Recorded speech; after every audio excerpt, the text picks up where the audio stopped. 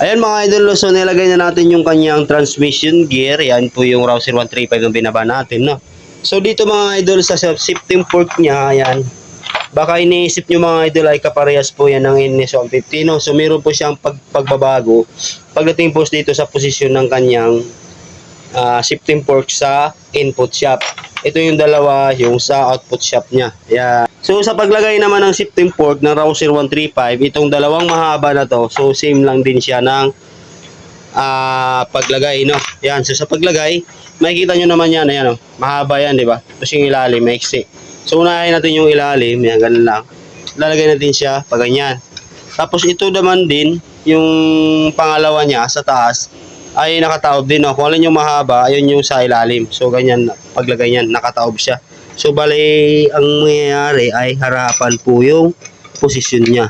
Okay. So yan, harapan, lagay natin siya. Right.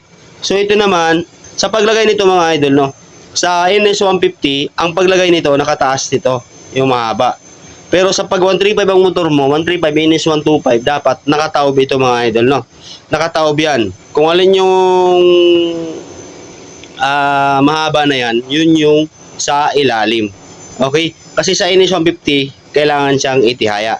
Ito namang 135, ang pinagkaiba niya lang dalawa ay pataob siya. So pagka nilagay nyo kasi siya ng nakatihaya to mga idol, ay hirap ipasok yung kanyang kambya. Okay, so ayan, so lagay natin, no.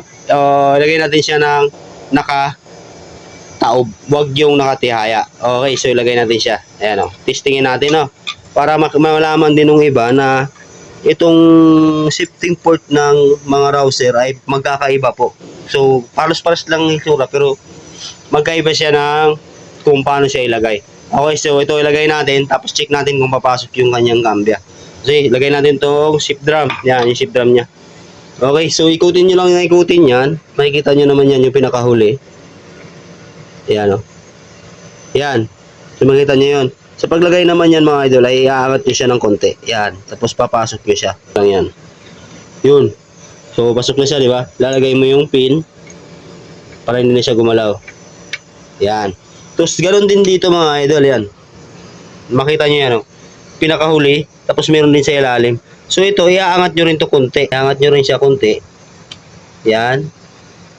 Tapos ito rin ilalim, ganun din, no. Angat nyo rin siya para pumasok din.